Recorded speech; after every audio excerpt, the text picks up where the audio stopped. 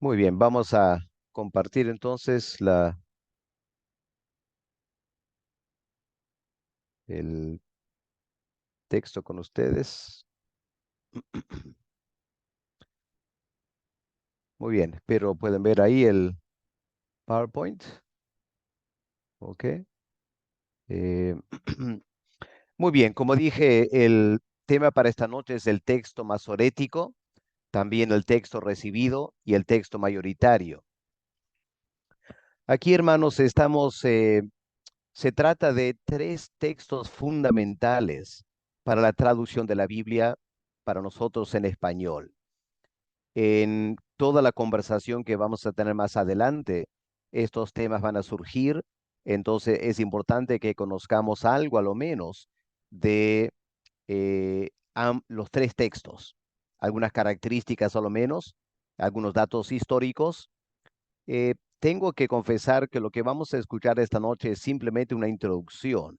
Yo he pasado horas estudiando y cuanto más estudio, más me doy cuenta de la complejidad y también la cantidad de material disponible ahora para estudiar en mucho detalle. Así que espero que estas clases motiven a otros a poder investigar un poco más también.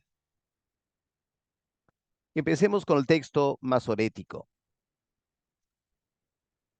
El Antiguo Testamento, como sabemos, fue escrito por los profetas y entregado al pueblo de Israel. Antes aún del primer siglo, los escribas eran responsables por la transmisión del texto sagrado. Los escribas mayormente trabajaban vinculado con el templo. En el templo, en el tiempo de Cristo, quizá empezando unos 150 años antes, lo que llamamos el período de la Gran Sinagoga, que abarca el año 150 antes de Cristo hasta el año 100 después de Cristo, más o menos. Durante ese tiempo, en el templo en Jerusalén habían copias eh, autorizadas para copiar. Entonces, habían textos del Antiguo Testamento y los escribas iban al templo y en el templo tomaban uno de estos textos autorizados y hacían copias legales del texto bíblico. De esa manera trataban de controlar en alguna manera el proceso de copiar el texto. Años después, ellos cedieron ese papel a los masoretas que vamos a estudiar esta noche. Y los masoretas nos han dado 1000 años de transmisión textual. ¿Ya? Piensen eso, 1000 años de estar copiando el texto. Como he dicho, los soferim, los escribas, ellos recibieron el texto de los antepasados. Y el proceso de copiar estaba vinculado con el templo en Jerusalén. Lamentablemente, cuando los romanos atacaron a Jerusalén y destruyeron el templo en el año 70, muchos manuscritos importantes del texto del Antiguo Testamento fueron destruidos. Eso generó un gran problema para los judíos. ¿Cómo asegurarse de tener el texto que Dios les había dado y pasarlo a la siguiente generación? Por el año 100 después de Cristo, los escribas se reunieron para elaborar un texto oficial. Ellos usaron, según la tradición, 3 rollos que habían estado en el templo y quizá fueron rescatados del templo antes que los romanos lograron destruirlo. En esos 3 grandes rollos habían ciertas diferencias y los escribas se sentaron para hacer este trabajo de unir los 3 textos para producir un solo texto oficial del Antiguo Testamento. Eso fue el trabajo de los escribas. Habiendo establecido ese texto oficial, pero el año 100 después de Cristo, los escribas, ellos se responsabilizaron de hacer las copias. Por el año 500 después de Cristo, la tarea de los escribas pasó a los maestros de la tradición. el título que se le da a los masoretas. En hebreo, Baalei Ha-Masora, maestros de la tradición. Ahora, esta palabra Masora se deriva del pasaje en Ezequiel 20, versículo 37, donde la Reina Valera traduce la palabra Masoret como vínculos. Un vínculo, algo que une dos objetos. El concepto de los masoretas y detrás de esta palabra es que el texto masorético que ellos estaban recopilando amarraría, ¿ya? Esa idea de vincular o tomar como un yugo, amarraría la tarea exegética a ese texto. Es decir, querían dar a los estudiosos un texto confiable del Antiguo Testamento que actuaría como un ancla y amarraría la tarea exegética. Nadie podía salir del texto masorético porque este era el texto oficial que estaban reproduciendo. Al pasar los años, como suele pasar en el uso de vocablos, el término masora o masoret se cambió y se aplicó a la idea de transmitir y llegó a tener en el uso el sentido de una tradición. Así que los masoretas primero estaban formando un texto que amarraría la tarea exegética y luego los masoretas transmitieron esa tradición textual a las siguientes generaciones. Y finalmente, otra vez por un desarrollo semántico de la palabra, del uso de la palabra masora se aplicó a los apuntes que hicieron los masoretas en las copias del texto sagrado. ¿Ok? Así que hay que entender que hubo una evolución en el uso de la palabra masora. Ahora aquí pueden ver una copia de un texto muy antiguo, creo que es el texto de Leningrado o de Alepo, no estoy seguro, pero lo muestro para que vean ustedes las notas masoréticas, ¿ok? Hay notas en las márgenes, aquí pueden ver entre el texto, ¿ok? Entre columnas de texto hay notas. Estas notas tienen que ver con las palabras que están en el texto. También en la parte superior y la parte inferior también hay notas. Todas estas notas tienen que ver con la transmisión del texto, mostrando el cuidado que tenían en el proceso de copiar el texto sagrado. Es decir, no solo se encargaban de copiar fielmente el texto sagrado, sino que cada copista era responsable por evaluar las notas y asegurar que él estaba copiando el texto en forma fidedigna, incluyendo las notas masoréticas, para que las siguientes generaciones puedan saber de dónde vino este texto, esta palabra, si es que en algún momento chocaban con otra versión del texto en el Antiguo Testamento. Aquí estaban los apuntes para poder evaluar con qué cuidado estas personas estaban transmitiendo el texto bíblico. Los historiadores nos indican que habían tres centros de trabajo masorético. Quizá el centro más importante fue en Tiberias, aquí el mapa a la derecha, al lado del mar de Galilea. Ahí habían familias masoretas que generaron toda una tradición de copiar el texto bíblico. Los otros dos centros eran Jerusalén, la capital, y Babilonia, lejos de Palestina, pero donde también había una enorme eh, comunidad de judíos con su propio interés en estudiar la Biblia y sus propias tradiciones textuales. Obviamente había mucha interacción entre los tres centros y los masoretas tendrían acceso a las copias que estaban haciendo en los tres centros para poder evaluar y comparar. Ahora estamos hablando de un proceso de 1000 años. ¿Se imaginan la cantidad de literatura que está apareciendo, que nos permite analizar todo ese proceso. Lamentablemente, a veces había rivalidades entre los centros. Cada centro tenía una tradición textual y peleaban por su tradición. Y las notas masoréticas reflejan variaciones entre los grandes textos masoréticos en estos centros. Dos familias jugaron un papel muy importante en la Edad Media.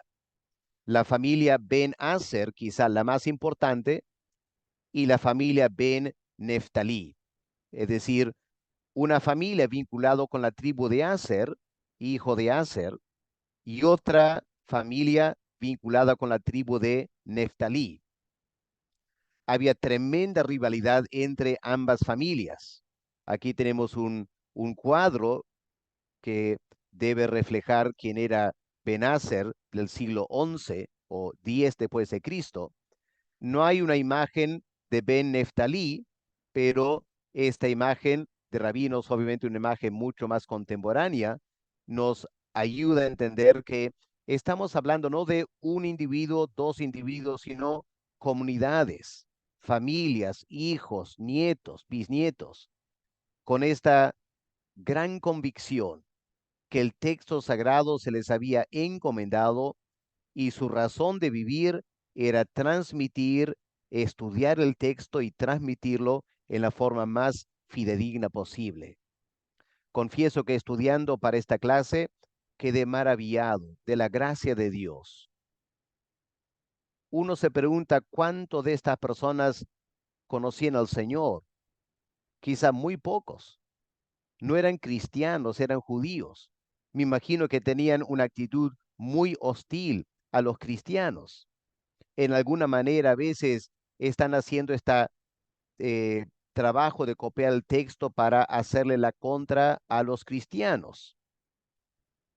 Pero muy aparte de su condición espiritual, me parece que queda abundantemente claro que la gracia de Dios estaba obrando en estos hombres, dándoles una increíble seriedad para copiar el texto bíblico. Y nosotros que usamos la Biblia en español, estamos endeudados a estas personas, aunque casi nunca se les menciona y poco sabemos de ellos. Creo que nos compete como estudiantes de la Biblia estudiar un poquito más acerca del texto masorético, estos hombres, los masoretas. Ahora, entre ambas familias textuales de Ben Aser y de Ben Neftalí, hay escritos de los rabinos, de los estudiosos judíos, que indica que habían 875 diferencias textuales entre las dos familias de texto. Enfatizo que eran diferencias triviales, como vamos a ver un momento. No hay que asustarnos y pensar, wow, tantas diferencias, entonces, ¿cómo saber si estamos leyendo lo que Isaías, etcétera, escribió? No, hermano, tranquilo. Estamos hablando de cosas sumamente triviales y nos indica la gran seriedad con la cual tomaron el trabajo estos masoretas, cosa que para nosotros lo pasaremos por alto. Una letra que varía, ¿qué importa? Pero no, ellos estudiaron todo, anotaron todo y había estas 875 diferencias. Lamentablemente, el texto de la familia Ben Neftalí se ha perdido en la historia. Cabe la posibilidad que algún arqueólogo lo pueda encontrar en alguna sinagoga muy antigua. Pero la mayoría de esas diferencias textuales se encuentran en las notas masoréticas del texto de Ben Aser. ¿Ok? Así que los masoretas de la familia de Ben Aser, al copiar el texto, ellos anotaron diferencias del texto de Ben Neftalí. Así que, aunque hemos perdido el texto en sí, eh, las diferencias están recopiladas mayormente en los apuntes masoréticos. Permíteme más detalles acerca de las notas masoréticas. Se dividen en tres categorías. Hay lo que se llama la pequeña masora, o la masora interna. Estos eran apuntes que iban en las márgenes y entre las columnas del texto. ¿Se acuerdan lo que vimos antes? Esas notas entre la columna de textos. Esa es la pequeña masora. Consistía de pequeñas diferencias ortográficas, casi todas con relación a la vocalización, ¿ya? En un momento vamos a ver que muy pocos cambios ocurrieron con el texto consonante. Estamos hablando de variaciones en la vocalización o en la gramática, pero también tenían algunas anotaciones para asegurar la fiel transmisión del texto consonante. Esa es la pequeña masora. La gran masora, lo que estaba en la parte superior e inferior de cada página, constaba de apuntes más extensos sobre estos mismos temas de la vocalización y la gramática, pero que no cabían entre las columnas de texto y por lo tanto lo escribían en la parte superior. En tercer lugar, tenemos la masora final, una serie de comentarios sobre el texto que no cabían en los rollos. Es decir, al terminar de copiar un rollo, digamos, de Jeremías, se quería hacer alguna observación, algún comentario. Entonces, todos esos comentarios o indicaciones acerca de el texto fueron coleccionados en orden alfabético en la forma de una concordancia. ¿Se imaginan? Todo un libro aparte, un rollo aparte, una concordancia de apuntes, lo que hoy en día llamaríamos la crítica textual del texto masorético. Pero no solo como en Nestle Allen, al pie de la página, sino extensos comentarios para armar toda una concordancia, para poder estudiar en detalle cualquier punto. Esto apunta a la seriedad con la cual tomaron su trabajo. Ahora, la historia de los masoretas del trabajo se puede dividir en tres etapas. Tenemos primero la etapa formativa, es decir, desde el inicio de la tarea de formar un texto consonante normativo hasta la introducción de las vocales. Lo que pasó fue lo siguiente. En algún momento dado, y confieso que no he estudiado en detalle para poder comentar más, los masoretas recibieron de los escribas la tradición de copiar el texto. Lo primero que decidieron hacer fue lo siguiente. Tenemos que formar un texto consonante normativo. Así que reunieron todos los diversos rollos que había en Jerusalén, en Cesarea, en Babilonia, producto del trabajo de los escribas, y formaron juntos, las familias de masoretas, un texto consonante normativo. Eso fue la primera parte, la primera tarea, la formación del texto consonante. Este proceso duró hasta la introducción de las vocales. Una vez que inventaron el sistema de vocalización, pasamos a la segunda etapa del trabajo masorético, que es la parte reproductiva. Y esto va desde la introducción de las vocales hasta la época de la impresión mecánica del texto, más o menos por el año 1525. Ya se calcula que el primer texto del Antiguo Testamento masorético impreso fue por el año 1525.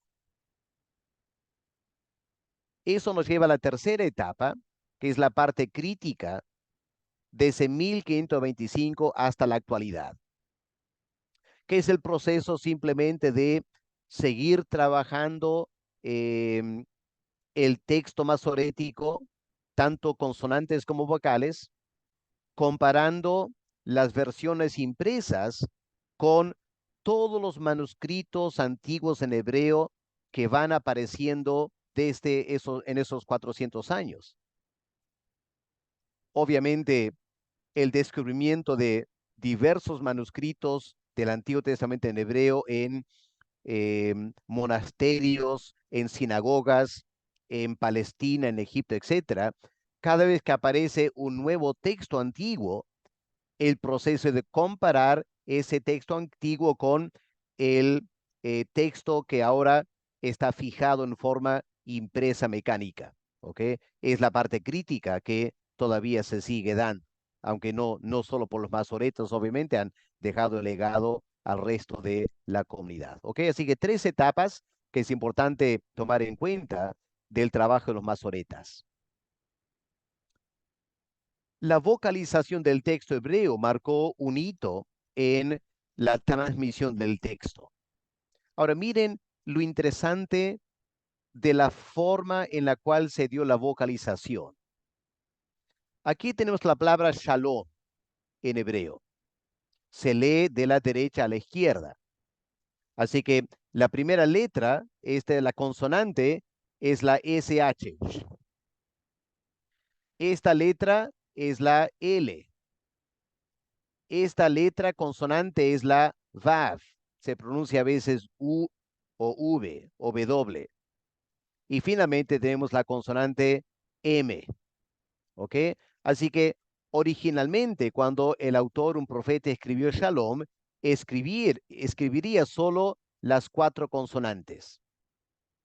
Los masoretas querían transmitir fielmente el texto consonante, pero llegó el momento que decidieron es importante añadir la vocalización para anclar mejor la tarea exegética. Pero inventaron una forma de vocales que, a diferencia del español, no interrumpe las consonantes. O sea, las consonantes siguen igual. No se coloca nada entre las consonantes. Solo se coloca debajo o encima algunos puntos o líneas que indican la vocalización. Eso es muy interesante porque les permitió dar énfasis al texto consonante, ¿ya? La forma que inventaron la vocalización, ¿ok? Recalca la importancia del texto consonante y las vocales son reducidas a un factor secundario, ¿ok? Vamos a ver a eso en un momento, ¿ok? Pero espero que capten eso. Hermanos, obviamente cualquier pregunta la pueden hacer al final, así que no duden escribir en el chat preguntas o escribirles un punto aparte para poder hacerla después. Escuchemos este párrafo. En la primera mitad del siglo X, un hombre llamado Aarón ben Moisés ben Asher de Tiberíades o Tiberias y Ben Neftalí, jefes de 2 escuelas masoretas rivales, escribieron cada uno un códice estándar de la Biblia del Antiguo Testamento, que recogía las tradiciones de sus respectivas escuelas, ¿ya? Ellos no aparecen de la nada, sino continúan de la transmisión de los antepasados escribas, etc. Ben Asher fue el último de una distinguida familia de masoretas que se remonta a la segunda mitad del siglo VIII. Estamos hablando de los años 750 después de Cristo. Quiero que tomen esto en cuenta. El año 750 después de Cristo, los musulmanes están imponiendo el Islam en todo el Medio Oriente. Y en medio de toda esa conquista islámica, los masoretas trabajaban y trabajaban para darnos el texto fidedigno del Antiguo Testamento. Eso para mí es admirable. A pesar de la rivalidad de Ben Neftalí y la oposición de Sadia Gaón, el representante más eminente de la escuela babilónica de crítica, el códice de Ben Asser te obedece, ¿no? No dices, "Oh, Edwin, ¿puedes apagar tu... Gracias. pero no lo ves ahí, pues ya más, Edwin, ¿puedes un apagar poco más, tu ya más micrófono? metido o aceitado, ¿no?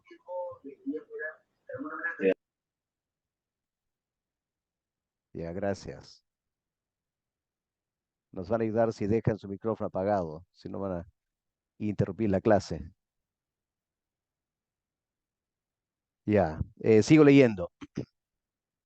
Em, a pesar de esta rivalidad de Ben Neftalí y la posición de Sadia, el Códice de Ben Aser llegó a ser reconocido como el texto estándar de la Biblia, ¿ok? Ese código de Ben Aser. Él estaba trabajando en Tiberias. A pesar de todo, y por razones desconocidas, ni el texto impreso, ni ningún manuscrito que se haya conservado se basan enteramente en Ben Aser. Todos son eclécticos. Ahora, esto me parece, es importante reconocer, hermanos, ¿ya? Los textos que tenemos ahora, no podemos decir que es un texto que se ha copiado como texto en forma incambiable a través de los años. Lo que los masoretas estaban produciendo y se ha producido después es un texto ecléctico, es decir, tomando el trabajo de Benacer, pero juntándolo con la tradición de Ben Neftalí y la tradición del texto en Babilonia para formar un texto ecléctico de estas tres fuentes. Eso es interesante reconocer. Hoy en día, o por muchos años, habían dos textos que eran importantes. En primer lugar, había el Códice de Alepo. Ahora miren la fecha. El Códice de Alepo es una copia que existe hoy, hecha en el año 920 después de Cristo, ¿ya? La copia fue hecha por Ben Aser el año 920 después de Cristo. Se encontraba en la sinagoga de Alepo, en Siria. Lamentablemente, en el año 1947, cuando personas hostiles a los judíos, porque Israel se estaba estableciendo en la tierra palestina, incendiaron la sinagoga y parte de este códice fue dañado. Ahora, el códice existe ahora en Palestina, pero faltan algunas páginas. El otro códice importante es el códice de Leningrado, del año 1008 después de Cristo. Ahora, esta copia, este códice fue copiado también de la escuela Benacer por el año 1008 después de Cristo. Se copió en Cairo, en la sinagoga en Cairo, pero luego fue comprado por eh, los líderes rusos y terminó en un museo en Leningrado. ¿Ya? Estos son documentos muy importantes que dan testimonio del texto masorético hace 1200 años. Ahora, se preguntarán, hermanos, ¿cuáles son las variantes que existen? Hay que decir que muchas de las diferencias textuales, como repito lo que dije antes, giran en torno a la vocalización y la ortografía. Aunque se habla de muchas variantes, en realidad la gran mayoría son intrascendentes. Aquí un ejemplo. Si nos preguntamos cómo se escribe la palabra reemplazar, ¿es con dos es o con una e? Bueno, nosotros quizás ni cuenta nos damos, ni nos importa. Al final a veces vamos a escribir con dos es y a veces con una e. Ahora, esta clase de diferencia en el texto es lo que llamamos una variante. Como pueden entender, no importa qué decisión tomaron los masoretes en la vocalización, si usar una E o dos Es, en nada afecta el significado del texto. Lo que es importante entender, hermanos, que la gran mayoría de las variantes textuales son de esta categoría. Por eso hay que tener cuidado cuando personas dicen que hay miles de variantes, queriendo asustar a los creyentes, cuando la realidad es la gran mayoría de esos variantes son totalmente triviales para nosotros, pero los masoretas lo tomaban todo en serio. Para ellos no había nada trivial. Todo tenía que ser documentado y explicado. Ahora, otra aclaración importante, hermanos, que a veces pasamos por alto. Nunca hubo un texto original vocalizado, ¿ya? Los autores originales no usaron vocales. El sistema de vocales fue inventado por los masoretas. Así que en ningún sentido estamos queriendo recrear el texto original vocalizado, porque nunca hubo un texto vocalizado. El texto original masorético, hebreo, que queremos recuperar y crear, es de consonantes. Tenemos que trabajar las consonantes en la forma más acertada posible. Ya creo que es una aclaración muy importante que tenemos que hacer. Ahora, ¿qué clase de variantes hay en el texto masorético? Un gran número de variantes tiene que ver con cambiar el nombre Yahweh por otro. Es decir, el nombre Jehová tenía estas 4 consonantes. Los judíos no solo no querían pronunciar ese nombre, cada vez que aparecía el texto en hebreo Yahweh, leían Adonai. Llegó un momento cuando querían cambiar las consonantes, en lugar de poner Yahweh, poner las consonantes para Adonai. ¿Ok? Así que ese es un cambio que se ha dado en el texto masorético y muchas variantes se deben a ese cambio. En segundo lugar, hay cambios porque los masoretas o los antiguos escribas, y hermanos, no estamos hablando tanto de los cambios que los masoretas insertaron. Los masoretas no cambiaron nada de las consonantes. Ellos transmitieron lo que recibieron de los escribas, pero se dieron cuenta que en esos textos de los escribas había algunas variantes de las consonantes. Y obviamente los masoretas tuvieron que tomar una decisión y anotaron en eh, las márgenes eh, detalles acerca de cuál sería quizá el texto original o lo que sea. ¿Ok? Ahora también durante la época de los escribas, el tiempo de 150 antes de Cristo hasta el año 100, había también muchos cambios en el nombre del Dios de Israel. Cuando se usa el nombre de un Dios falso, por ejemplo, el nombre de uno de los hijos, la familia de Jonatán, de Saúl, Isbaal. Lo conocemos en la Reina Valera como Isboset. Ahora, Isboset significa hijo de vergüenza. Ya la palabra Boset significa vergüenza. Pero cuando tú miras en Crónicas, creo que es, vas a encontrar que en Crónicas está la palabra Isbaal, hijo de Baal. Y uno se pregunta, pero ¿cómo un descendiente del rey Saúl tenía el nombre Baal, un dios pagano en su nombre? Pues no.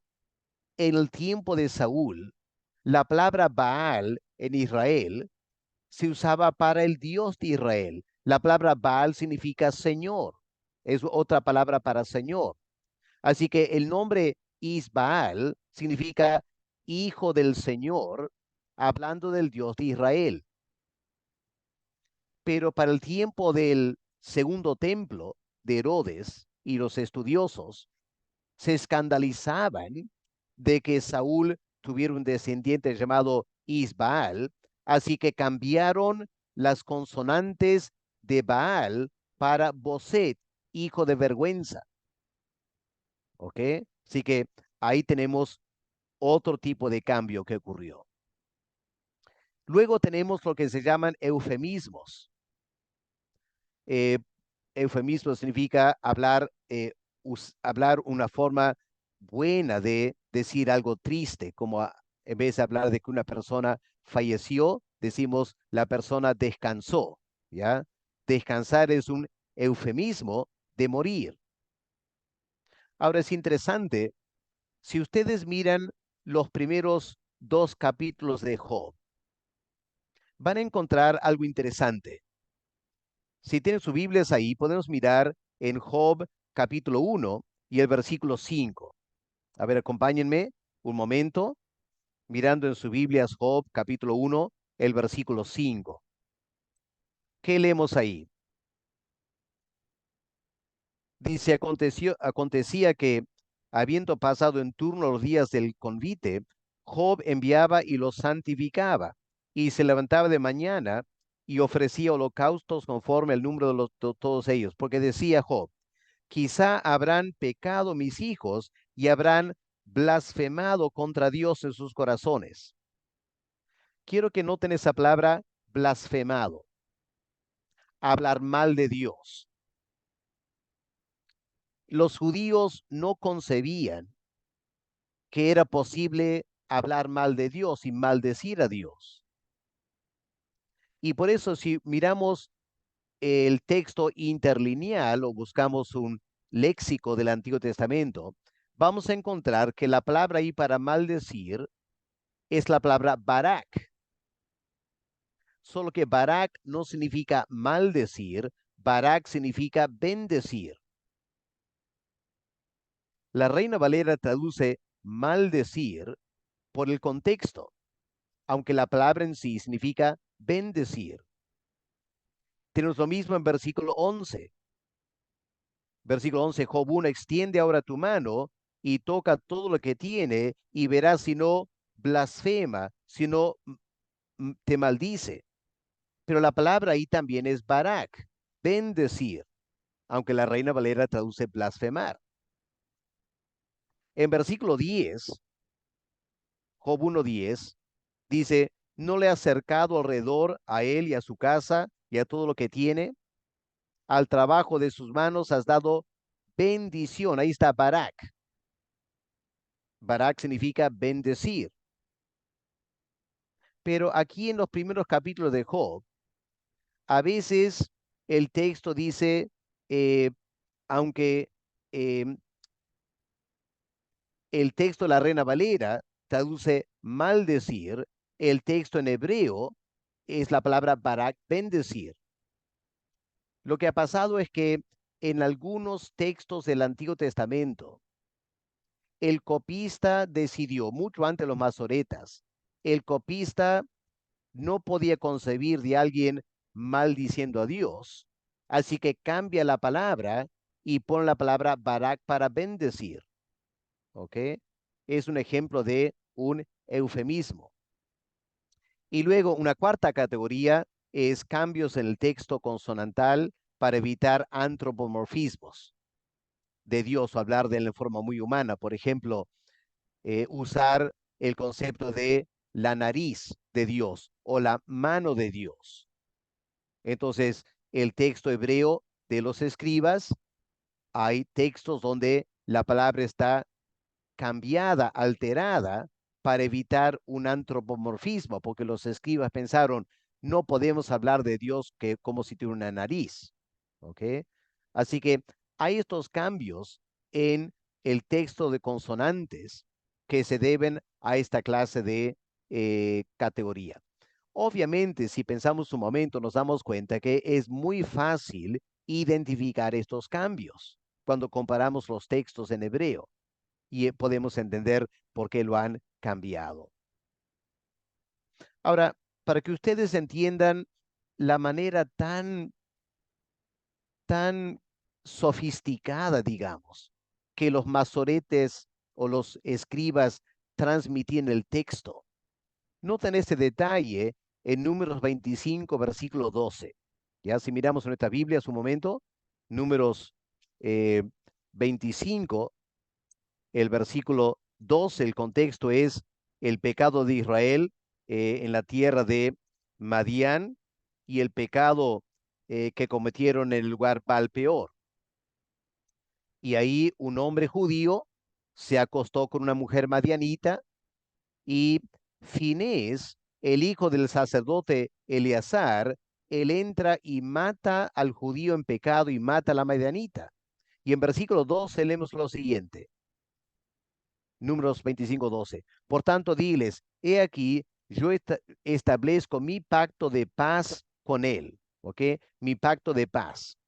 Ahora, aquí está la palabra shalom. Ya hemos visto antes las consonantes para shalom. Pero ¿qué ha pasado aquí con con la letra vav? Se llama una vav quebrada.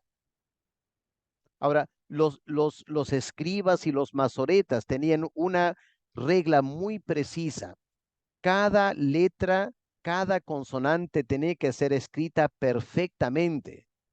No permitían una forma de escribir medio informal, relajada.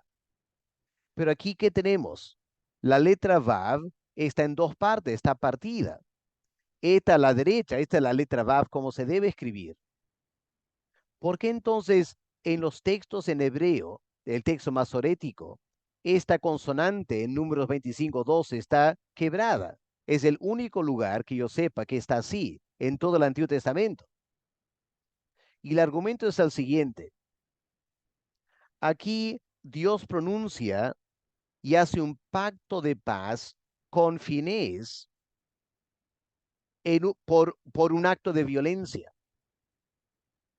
Y los judíos que estaban transmitiendo el texto y pensando en el texto reflexionaron diciendo, pero la verdadera paz jamás puede venir por la violencia. Así que vamos a indicar eso en la palabra shalom, en la palabra, en la letra más pequeña que casi a veces no se pronuncia. Vamos a partir la letra en dos a propósito para indicar al que está leyendo el texto, hay algo raro aquí. La verdadera paz no viene por el uso de la violencia. Qué fascinante, hermanos. La manera que pensaban estos escribas y masoretas al transmitir el texto del Antiguo Testamento.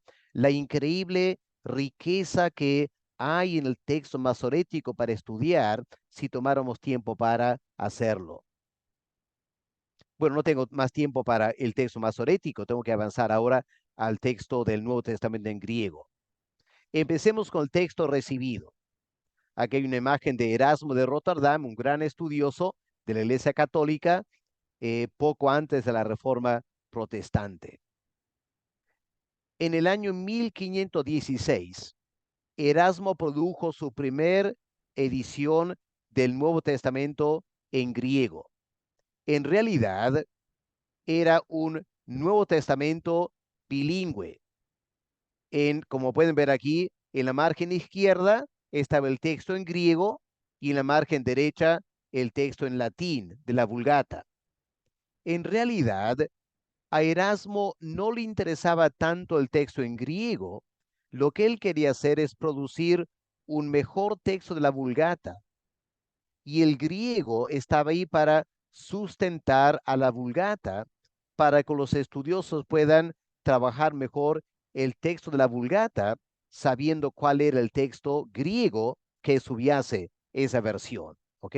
Así que la primera edición del Nuevo Testamento impreso en griego y latín. Aquí tenemos entonces una parte de una hoja. Aquí están las letras en griego y a la derecha el texto en latín de la Vulgata, ya con una serie de anotaciones. Ahora, como dije, el propósito de Erasmo no era promover el estudio del texto en griego, sino ofrecer una revisión de la Vulgata, acompañándola con el texto en griego como referencia. Por eso noten lo siguiente. Erasmo permitió que ambos textos interaccionaran, el latín y el griego. A veces Erasmo modificó el texto en latín para reflejar mejor el texto en griego. y a veces lo hizo al revés, alterando el texto en griego para ajustarse a la Vulgata. Por ejemplo, si miramos Hechos capítulo 9, el versículo 6. Hechos 9:6, estas palabras muy conocidas de la conversión de Saulo de Tarso. Versículo 6 dice, él temblando, temeroso, dijo, Señor, ¿qué quieres que yo haga? Y el Señor le dijo, levántate, etcétera. Pero esas primeras palabras, temblando, temeroso, dijo, Señor, ¿qué quieres que yo haga? Esas palabras no estaban en el texto en griego, a lo menos el texto que Erasmo estaba usando. Estaba en la Vulgata, ¿ok? Pero él añadió, él tradujo, él creó el texto en griego porque la Vulgata lo tenía y Erasmo consideraba que era importante tenerlo. También en el caso de los últimos 6 versículos de Apocalipsis, Erasmo no tenía un texto en griego con esos últimos 6 versículos. Él manejaba un solo texto antiguo en griego que tenía el Apocalipsis y lamentablemente faltaban los últimos 6 versículos. ¿Qué hizo Erasmo? Él de la Vulgata, él traduce creando su propio texto en griego para su primera edición del Nuevo Testamento en griego. Lo interesante es que en 1 de Juan 5, versículos 7 y 8, las palabras y 3 son los que dan testimonio en el cielo, el Padre, el Hijo, el Espíritu Santo. Esas palabras estaban en la Vulgata, no estaban en los textos en griego, y Erasmo no los tradujo. Eso para mí es muy interesante. ¿Por qué no los tradujo? Cuando tradujo Hechos 9:6, cosa para estudiar, ¿no es cierto? Ahora, en el año 1519, Erasmo produce una segunda edición del Nuevo Testamento en griego, donde corrige muchos errores ortográficos. Lamentablemente, Erasmo, la primera edición del texto en griego, lo produjo demasiado rápido. Había una competencia con la producción de la políglota en España y Erasmo quería ganar.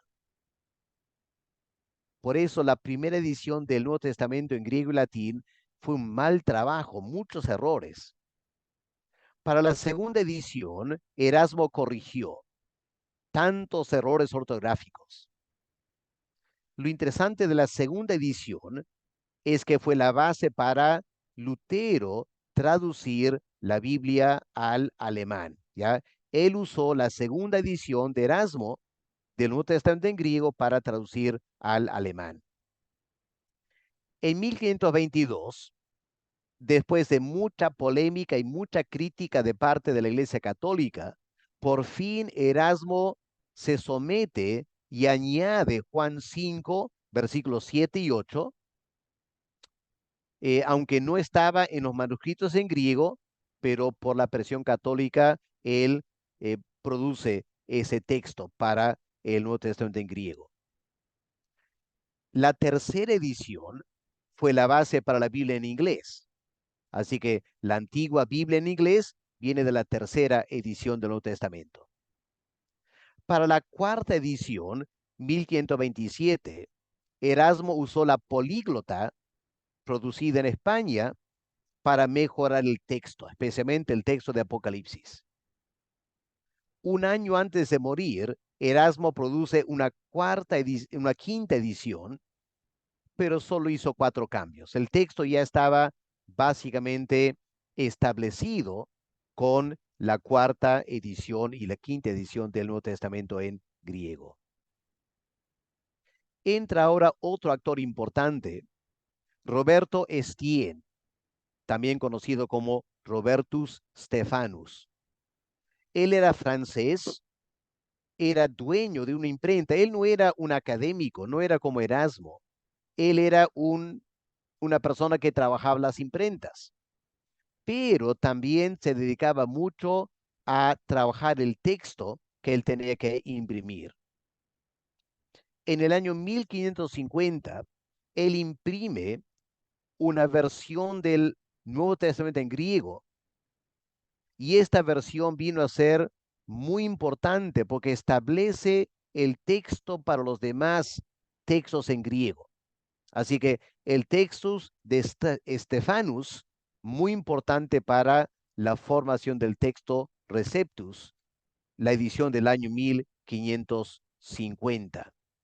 Es probable que esta fue la versión que eh, Reina y Valera usaron para la Biblia en español, porque en el año 1550 Estienne tuvo que huir a Ginebra, se había convertido a la fe protestante y ahora había persecución en Francia. Él lleva a Ginebra los textos de las imprentas para imprimir el texto en griego, y esta obra de Estienne fue la base para Reina Valera traducir el Nuevo Testamento al español. Así que importante saber de dónde viene nuestra versión Reina Valera en español. Un tercer grupo de actores aquí, de personas que tuvieron papel protagonistas, fue la familia Elsevier. A veces escribe Elsevier, hay diferentes formas de escribir. Una familia de Holanda, también dedicados a la imprenta, al igual que Estienne. Aquí tenemos el Nuevo Testamento en griego, producido por la familia Elsevier, ¿ok? En el año 1633, ¿ok? Con esta imagen aquí. Ahora, habían producido un Nuevo Testamento en 1624, pero la edición muy importante fue en 1633, porque en el prefacio encontramos estas palabras aquí, si conocemos algo de latín: textum ergo aves, nunc ab omnibus receptum, in quo nihil immutatum aut corruptum damus. ¿Ok? Que significa, tenemos el texto, ¿ya? Textum ergo aves, por lo tanto tenemos el texto.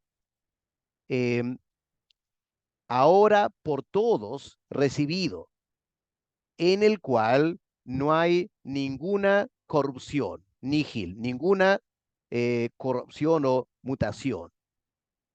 Ahora, de estas palabras, textum receptum, que es la forma acusativa en latín, se puso en la forma nominativa, textus receptus, y esa es la forma en la cual hoy en día se conoce en el ámbito académico en español el texto recibido. Lo que él estaba diciendo es que esta es la forma del texto que todos los idiomas europeos, la Biblia se está traduciendo en este texto, usando este texto. Y tuvieron la osadía de decir, en este texto no hay ninguna corrupción. Como dan a entender, esto es lo que Pablo escribió, Pedro escribió, etcétera, sin ningún error. Fue el reclamo. Habrá que ver si es cierto o no, pero es lo que dijeron. Ahora, el tercer elemento textual, el texto mayoritario. Aquí tenemos un mapa de dónde la iglesia dominó en los primeros siglos. Esta parte a la derecha es la parte en la cual se usó mayormente el idioma griego. La parte a la izquierda es donde predominó el idioma latín. Ahora, en la transmisión del texto en griego, se formaron tres familias textuales que vamos a estudiar más adelante. Había una familia que se llama occidental, que dominaba en esta parte de Europa. Luego había también el texto alejandrino, que aunque la flecha indica el norte de África, surge en Egipto, está vinculado más con todo el norte de África. Y la tercera familia es la bizantina, del imperio bizantino, el antiguo nombre para Constantinopla. Es la versión del texto en griego que circulaba en esta parte del imperio. ¿Ok? Así que tres zonas geográficas, y se entiende, ¿no? Que en esta zona se copiaba una versión del Nuevo Testamento en griego. Aquí en Alejandría se copiaba otra versión del Nuevo Testamento en griego y en Bizancio se copiaba otra versión del texto del Nuevo Testamento. Cuando digo familia, vamos a estudiarlo más tarde, pero familias de textos que tienen ciertas características, ¿ya? Que nos permiten hablar de familias de texto. Es importante recordar lo siguiente, hermanos. Cuando Erasmo traduce y produce su Nuevo Testamento en griego, él tenía 7 manuscritos en ese idioma. Uno de esos manuscritos solo tenía Apocalipsis. Otros tenían los evangelios. No eran textos completos del Nuevo Testamento. 6 de esos manuscritos, ahora sabemos, eran de la familia textual bizantina. Por eso, el texto recibido está formado en la base del texto bizantino o el texto mayoritario. Pero entre el texto recibido que Erasmo y luego Estefano y los demás produjeron y el texto mayoritario como existe hoy en día, hay 1830 variantes. Así que no hay que decir que el texto recibido es igual que el texto mayoritario, no. Hay 1830 variantes entre esos dos textos, el texto recibido y el texto mayoritario. Por ejemplo, en el texto mayoritario se omite las palabras de el eunuco, creo que Jesucristo es el Hijo de Dios. Esas palabras están en el texto recibido, mas no en el texto mayoritario. Habría que estudiar eso. El texto mayoritario también omite las palabras trinitarias de 1 Juan 5:7. Por eso, en las primeras 2 ediciones del Nuevo Testamento de Erasmo, no estaban estas palabras. Hay 3 en el cielo que dan testimonio, el Padre, el Hijo y el Espíritu Santo. Esas palabras no están en el texto mayoritario. No estaban en las primeras 2 ediciones del texto de Erasmo. Entran en la tercera edición bajo presión de la Iglesia Católica porque estaba en la Vulgata. La Vulgata viene de Roma, donde el texto occidental predominaba, no el texto bizantino mayoritario. ¿Ok? Es otro asunto para estudiar. Y también hay 17 diferencias entre ambos textos, digamos, mayoritario y recibido, en solo los últimos 6 versículos de Apocalipsis. El hecho que Erasmo haya traducido esos textos él mismo, obviamente cuando después comparamos con textos bizantinos, obvio que vamos a encontrar diferencias, porque Erasmo inventó esa traducción y hay 17 variantes en esos 6 versículos entre el texto mayoritario y el texto recibido. Para concluir, hermanos, y tomar algunas preguntas esta noche. El tema de estos manuscritos antiguos y la forma del texto original es vasto y complejo. Repito, esta noche he dado una muy pequeña introducción. Cada tema merece investigar y estudiar en mucho más detalle. Tanto el texto, otra conclusión, tanto el texto mayoritario, el texto masorético, como el texto recibido y el texto mayoritario no representan un texto en sí. Son el producto artificial, entre comillas, del trabajo de miles de personas a lo largo de más de 2000 años.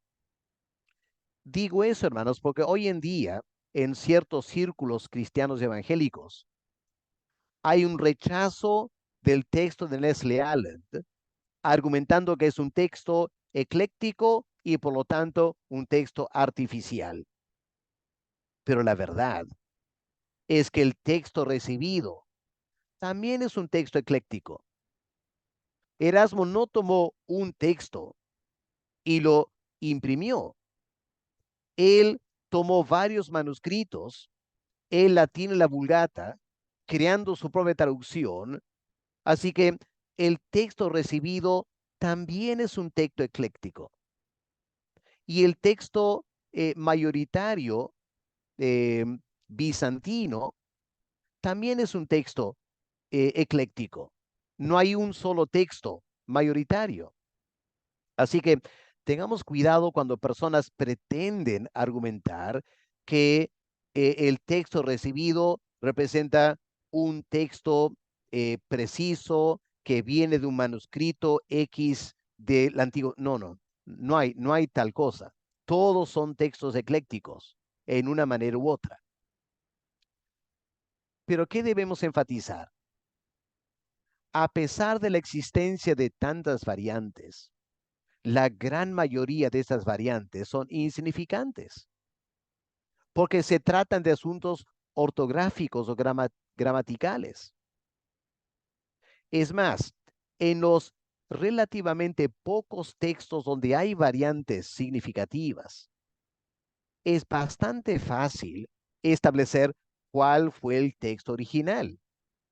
Y podemos explicar cómo se dio la variante, sea por un error o por conflación, es decir, tomar un pasaje de otro texto, incluirlo aquí, o por enmendación. Por lo general, cuando estudiamos estos textos, es bastante fácil identificar la variante y explicar la variante. Pero más importante aún todavía es que tenemos más del 99% del texto bíblico en nuestras manos, ¿ya? Cada vez que tú lees la Biblia, sea la Reina Valera o la NBI, NTV, lo que sea, tienes en tus manos básicamente el 99% del texto bíblico. Solo queda 1% por lo mucho, que son las variantes. Y en ninguna variante afecta la teología cristiana, porque nuestras doctrinas no se basan en ese 1% donde hay variantes. La doctrina bíblica cristiana se basa en el 99% del texto. Y esas variantes, aun las variantes aparentemente importantes, no afectan en nada absolutamente la doctrina cristiana. Por eso, aun si esas palabras en 1 de Juan 5, tres son los que dan testimonio en el cielo, el Padre, el Hijo y el Espíritu Santo, aun si Juan no escribió esas palabras, tenemos el 99% del resto de la Biblia para elaborar una doctrina solvente de la Trinidad. Ninguna doctrina depende de estas variantes. Eso es muy importante enfatizar y podemos darle gracias a Dios que Dios nos ha dado tanta riqueza en manuscritos que podemos recrear el texto original con este alto grado de confiabilidad. Ok, hermanos, eso quería compartir esta noche en la clase, así que ahora podemos tomar algunas preguntas, si quieren hacerlas esta noche. Em, no sé si hay algo en el chat para poder em, leer. No, no he tenido tiempo para leer el chat. El que me está ayudando antes, no hay nada en el chat, así que vamos, más fácil usar las manos, ¿ya? Muy bien, a ver, ¿quién quiere hacer una pregunta? Hermano Vitoriano, adelante, hermano. Tiene que prender tu micrófono.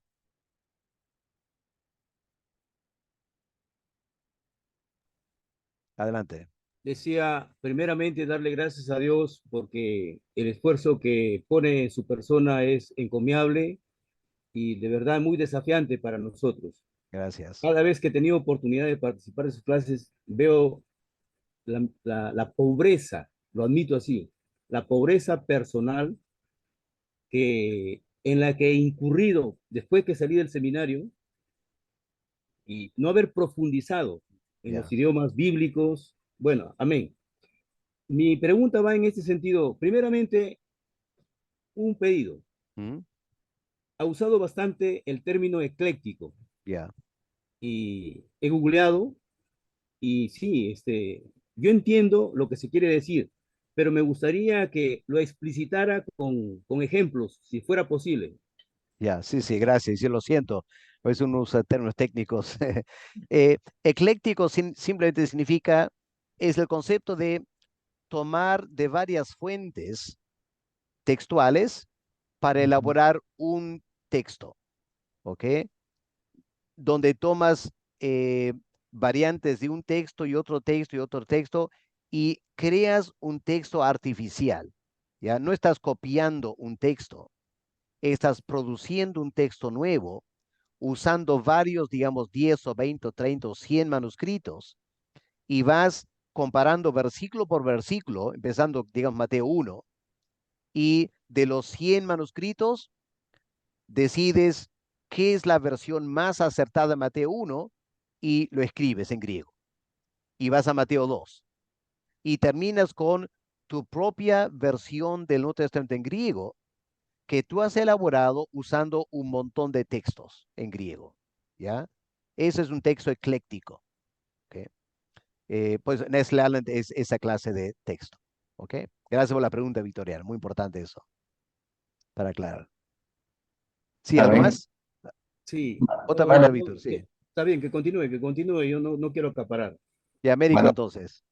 Manuel, muy buenas noches, pastor, Dios lo bendiga. Buenas noches. Pastor, tengo una inquietud que la tenía ya varios años, hace muchos años estaba revisando de la misma Reina Valera, de la de 1900, ¿no? Job 2:9, ¿no? Cuando la mujer le dice a Job, maldice a tu Dios y muérete, le dice, ¿no? Ujú. Pero en ese tiempo revisaba la Reina Valera del 1909 y dice lo siguiente, díjole entonces su mujer, aún retienes tu simplicidad, bendice a Dios y muérete. La más antigua del 1909 le dice, bendice a Dios y muérete. Y en Ya. la 1960 que tenemos, dice, maldice a Dios. Bueno, en ese tiempo me quedó un poquito, creo que he hablado algo de eso, podría cuadrarlo mejor eso, explicarlo mejor, porque esa variante, siendo del mismo texto Receptus, ¿no? Las dos traducciones. Bueno, ya, en primer lugar, el texto receptus se aplica al Nuevo Testamento, ¿ya? El Antiguo Testamento sería el texto masorético, que es Perdón, perdón. el término. Em, Sí. sí, eso es lo que pasa, ¿no? La versión Reina Valera 1909 está traduciendo el texto tal como está, el texto masorético, que dice bendecir, pero el contexto indica que la mujer no está diciendo bendice a Dios y muere, está diciendo maldice a Dios. Entonces, em, la suposición es que originalmente la palabra, el verbo era maldecir, pero los escribas copiando el texto se horrorizan con el pensamiento de que un ser humano podría maldecir a Dios. Así que cambiaron el texto original y pusieron Barak, bendecir a Dios. ¿Ok? Ahora, eh, habría que estudiar en más detalle. Yo estoy explicando lo que he leído en un estudio, pero habría que profundizar ese, hacer más análisis. ¿Ok? Pero la idea que he captado es que aquí tenemos un ejemplo de eufemismo. ¿Ok? Se está usando, eh, se está cambiando la palabra Barak, un eufemismo, para maldecir. ¿Ok? Cuando el texto original decía maldecir y el proceso de copiar lo pusieron bendecir. ¿Ok? Y por eso la Reina Valera 1909 traduce el texto literalmente bendecir. La versión 1960 toma en cuenta esta consideración de el eufemismo y lo traduce maldecir, aunque el texto en hebreo dice bendecir ahora. ¿Ok? Amén. Bien, a ver, hermano Oscar, Buenas buenas noches a todos. buenas noches. La verdad que, Pastor, bastante estamos aprendiendo porque tenemos una serie de corrientes que están ahí viajando por la internet y bueno, por los medios de comunicación, donde tratan de una forma de desvirtuar la Trinidad, ¿no? Y, y se basan en estas aseveraciones de que en el texto original no se habla y que fueron aumentados y que en realidad la versión que tenemos hoy es una versión bíblica, textual, originada a conveniencia de un grupo de otras. Y mi pregunta va, ¿cómo podemos nosotros explicar aquellas, entender todos estos cambios que se han ido dando en la evolución del tiempo? ¿Cómo podemos llegar a una conclusión cierta de de la verdad que se explica en la Biblia actualmente, teniendo en cuenta los diferentes evoluciones y cambios que han habido en versiones bíblicas? ¿Cómo podemos llegar a una conclusión? Explicarles a aquellos que no entienden y son de fácil llevar a una línea de pensamiento distinta, ¿no? Sí, hermano, el problema es que el poco conocimiento eh, puede desvirtuar totalmente la realidad. Como he mencionado, estos temas uno tiene que estudiar en muchísimo más detalle. Tomemos el caso de 1 Juan capítulo 5. ¿Cómo decidimos si estaba o no el texto original? Bueno, uno tiene que hacer una enorme investigación. Primero uno tiene que tomar todos los textos antiguos en griego, en latín, en arameo, las versiones antiguas, la Peshitta, la versión cóptica de Egipto, y tienes que estudiar todos esos documentos para ver en qué documentos tenemos las palabras tres son los que dan testimonio en el cielo, el Padre, el Hijo y el Espíritu Santo. Eso es un área que hay que investigar. En detalle, va a llevar años para hacer eso. También hay que considerar que hay que volver al siglo 3 y 4, cuando los padres estaban debatiendo la doctrina de la Trinidad, y preguntarnos, ¿tenemos documentos del siglo 3 y 4 donde se cita esas palabras en griego? Tres son los que dan testimonio en el cielo, el Padre, el Hijo y el Espíritu Santo. Se supone que para el debate trinitario, ese versículo sería importantísimo. Ahora, si no encontramos ningún padre de la iglesia citando ese texto en griego, eso indicaría que no estaba el texto que ellos tenían. Si encontramos que algunos padres latinos usan esas palabras, uno piensa, bueno, de repente no estaba en el texto en griego, pero estaba en el texto en latín. ¿Cómo explicamos eso? A primera vista uno diría muy difícil que un copista, viendo este texto trinitario tan importante, decida omitirlo, y que no solo él omitió, sino un montón de personas lo omitieron para eliminarlo de los textos antiguos.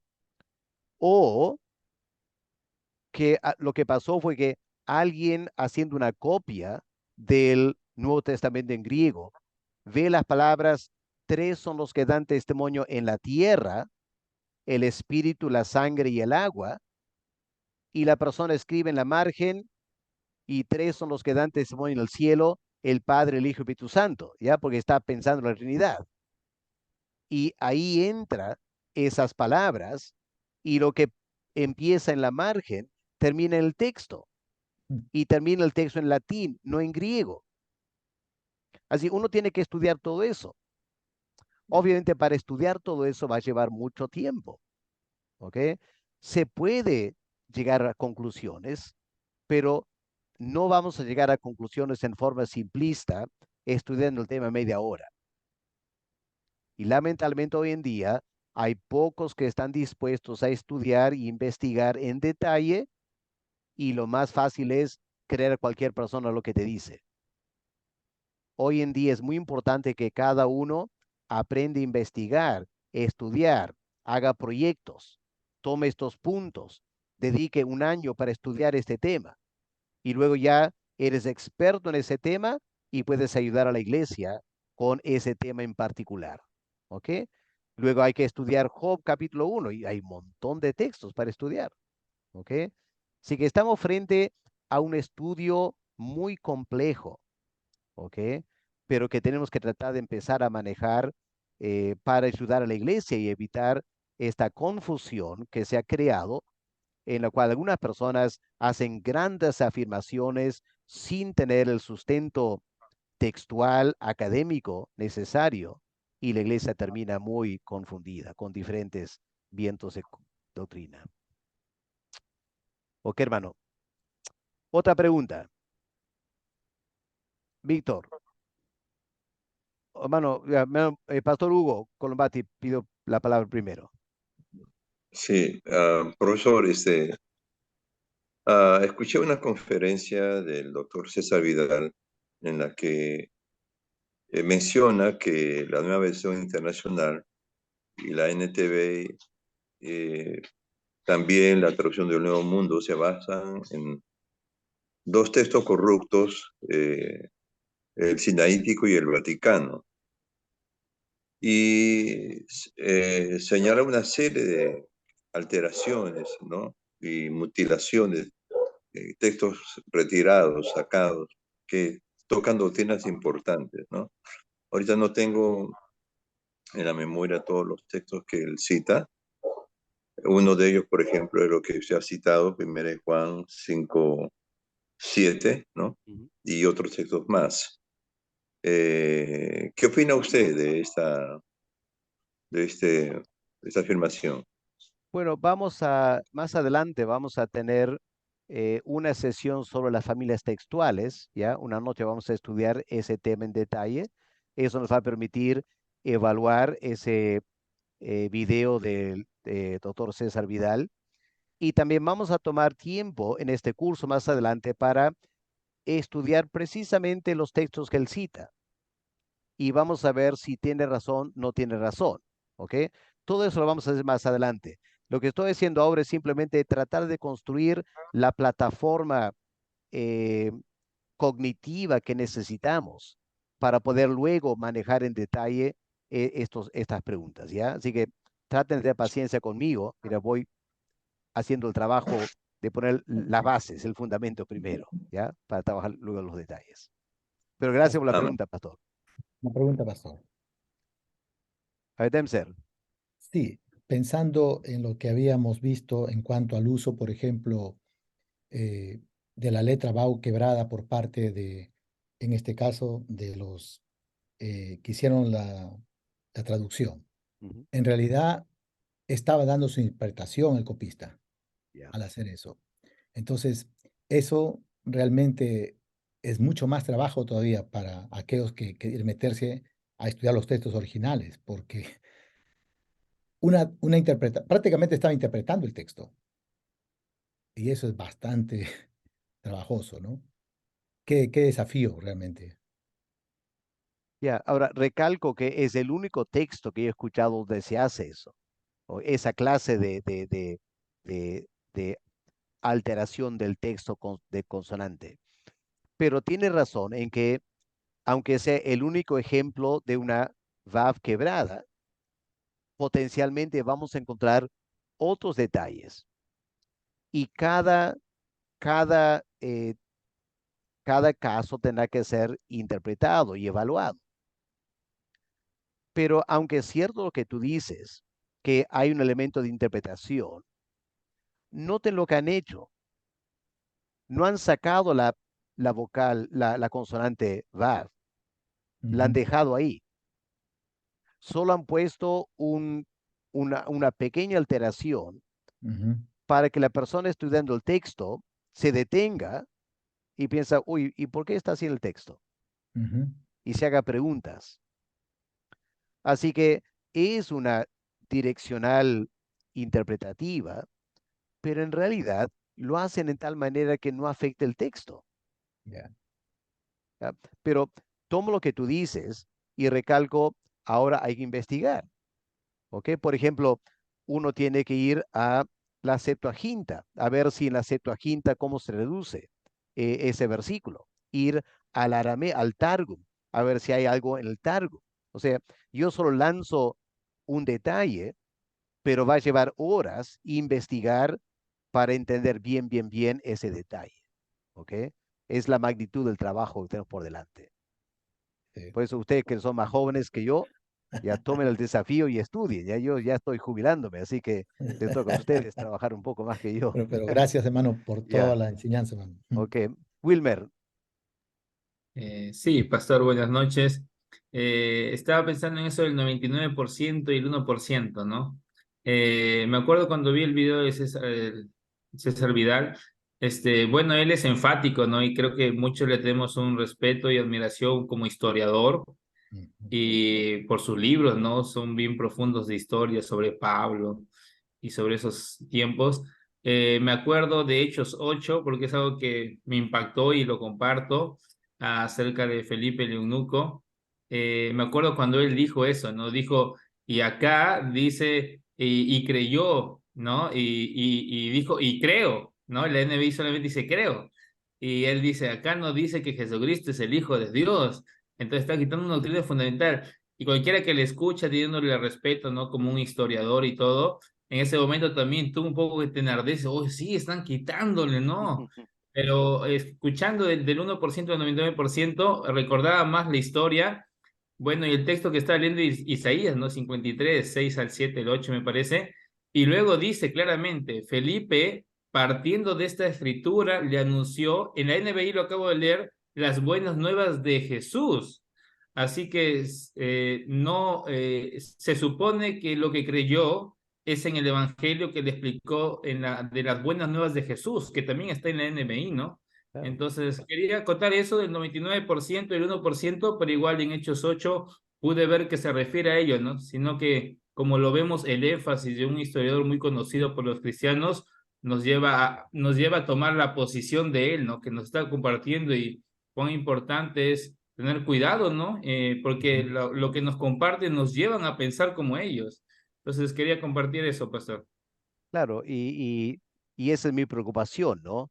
Que como es un tema tan complejo, no podemos confiar en una sola exposición del tema, ¿no?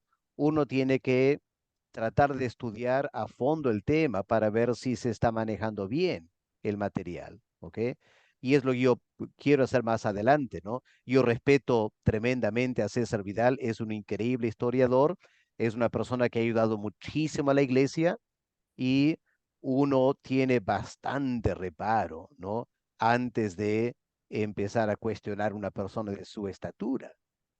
Pero por el bien de la iglesia, a veces uno se ve en la necesidad de hacerlo, o a lo menos de tratar de dar suficiente información a los pastores y líderes para que ellos tengan elementos de juicio para que lleguen a su propia conclusión, ¿ya?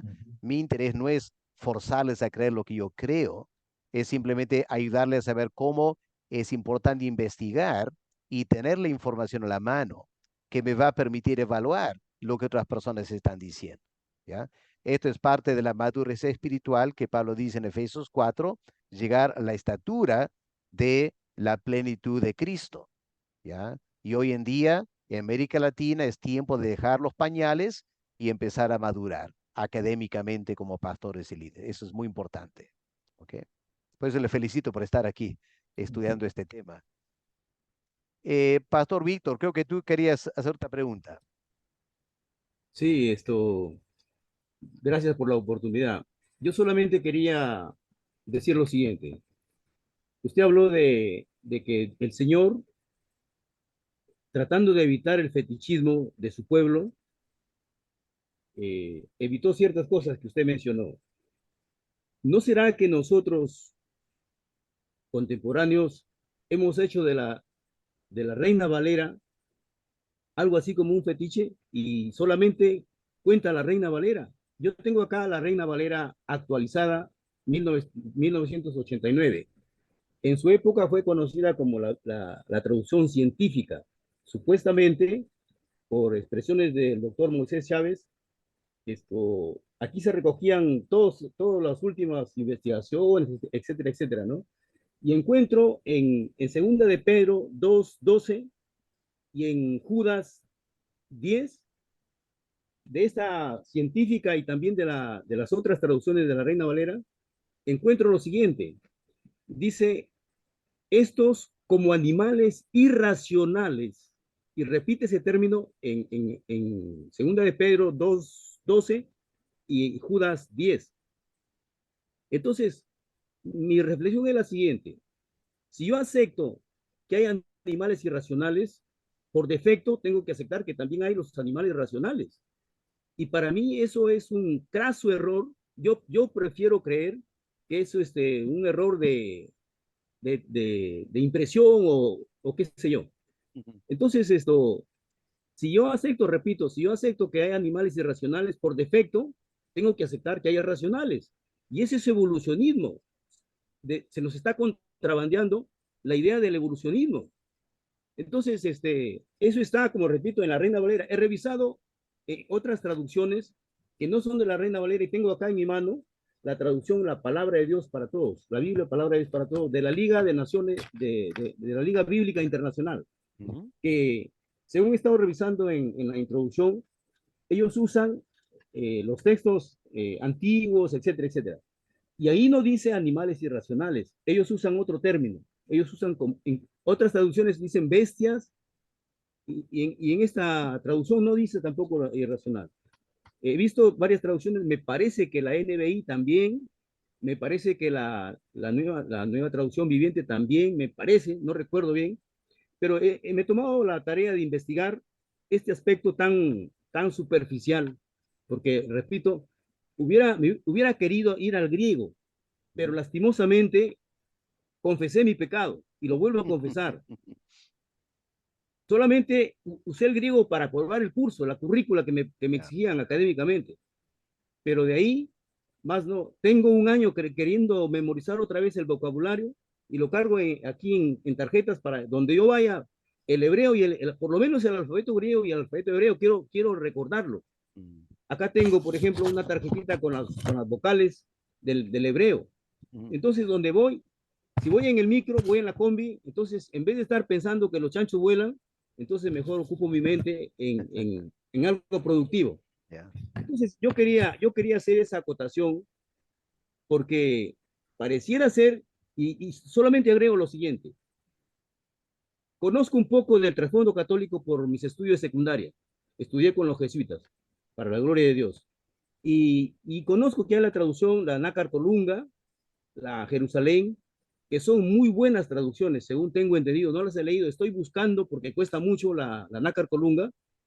Y le pregunté a un ex profesor mío, un sacerdote jesuita, y bueno, sí, me dijo, es buena, pensando que de repente por ahí movía su generosidad, pero no fue posible. Entonces, solamente eso quería comentar y perdonen por mi verborrea. Ya, Víctor, bueno, me parece que es importante que uno pueda resolver esas preguntas, ¿no? Y lo que yo te recomiendo hacer es, a falta de manejar bien el texto, el griego, usa comentarios exegéticos, ¿ya? Como el de Samuel Pérez Mío o Guillermo Hendrickson. Hay varios comentarios exegéticos y te van a ayudar a manejar qué dice el texto ahí para poder aclarar alguna cosa, ¿ya? Así que no he estudiado en detalle, pero te recomendaría esos libros quizás, ¿ok? Gracias, Víctor. Hermano Isaac, tiene la mano alzada. Tiene que prender su micrófono, hermano, por favor. Ya. Pastor Alex, buenas noches. Buenas noches. Mis saludos cordiales, pastor, para usted y familia. Gracias. Gracias a mis hermanos presentes también ahí en el Zoom.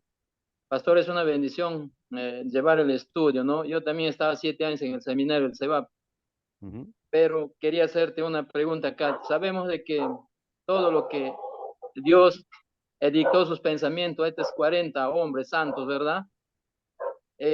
Tenían mucha reverencia para escribir la Biblia, porque según puedo entender que para que escriban la palabra Jehová o Dios tenían que cambiarse de ropa, bañarse, ¿verdad?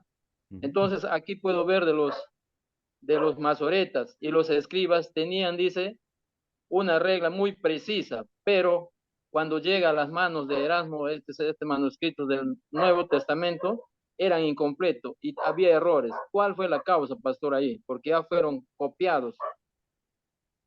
Bueno, Esa es mi pregunta. lamentablemente, aunque los escribas y masoretas eran hombres que manejaron con mucho cuidado el texto, es innegable que hay variantes en el Antiguo Testamento que uno tiene que evaluar. Más adelante vamos a complicarnos más la vida cuando vamos a conversar un poco de los rollos del Mar Muerto y qué luces arroja eso sobre el texto del Antiguo Testamento. Es toda una complejidad más que tenemos que estudiar. El Nuevo Testamento, em, Erasmo, él en su tiempo, habían pocos manuscritos en griego, entre ellos habían algunas variantes, y Erasmo quiere producir una versión para usar en las universidades. Pero al descubrirse mucho más manuscritos, lo que hemos notado es que dos o tres cosas han pasado. Número uno, el ser humano es falible en copiar y Dios no ha visto a bien supervisar el proceso de copiar para que sea infalible. Así que tenemos un texto original infalible copiado por hombres falibles y nos han dejado con textos falibles. Pero la gran bendición de Dios es que Dios en su sabiduría ha dejado tantos manuscritos antiguos en diferentes idiomas que nosotros, sus hijos, si hacemos el esfuerzo mental suficiente como iglesia, no como individuo, porque es demasiado grande, podemos alcanzar ese texto original con más de 99% de confiabilidad. ¿Ok? Eso entonces nos da la seguridad que puedes leer la Biblia, yo diría en casi cualquier idioma, y estás leyendo palabra de Dios, no es ningún problema. Pero como dije en la clase anterior, el pastor Vitoriano lo ha mencionado, Dios quería evitar el fetichismo. Permíteme explicarles lo que ha pasado con una copia del Antiguo Testamento, el Códex de Alepo. El Códex de Alepo estaba en la sinagoga en Alepo, en Siria, por 600 años. ¿Ya? ¿Se imaginan? Esta antigua copia en esta sinagoga, 600 años. Al final, ¿qué hicieron los encargados de la sinagoga? Guardaban ese códex o códice bajo llaves, obviamente. Nadie la podía ver. Pero ellos afirmaban que ese códex tenía poderes mágicos. Y por lo tanto, por ejemplo, una mujer joven, casada y que no salía en estado, se le permitía mirar el códex de Alepo y decían eso va a garantizar que va a quedar embarazada. Ahora estamos hablando de no del original, estamos hablando de una copia del original más de 1500 años después que fue escrito. Estamos lejísimos del autógrafo. Y aún así lo convirtieron en un fetiche en Alepo. Eso es lo que Dios quería evitar. Y por eso Dios no nos ha permitido tener los textos originales. Al igual que la serpiente de bronce que sirvió para bien por un tiempo y al final fue maldición y tuvo que ser destruido porque lo convirtieron en un dios, el Señor en su sabiduría no nos ha permitido tener los autógrafos, pero nos ha dejado una tarea ardua de investigación. Y si queremos estar seguros de estar leyendo el texto original, hagamos el trabajo estudio de investigación. ¿Ok? Eso te va a confirmar que lo que tienes en tu mano es palabra de Dios. ¿Ok?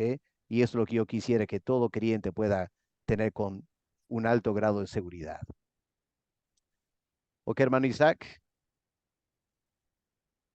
Tu mano está alzada todavía, no sé si tienes otra pregunta o ahí estaba tu pregunta. Mano Oscar. Adelante, hermano Oscar. Sí, sí.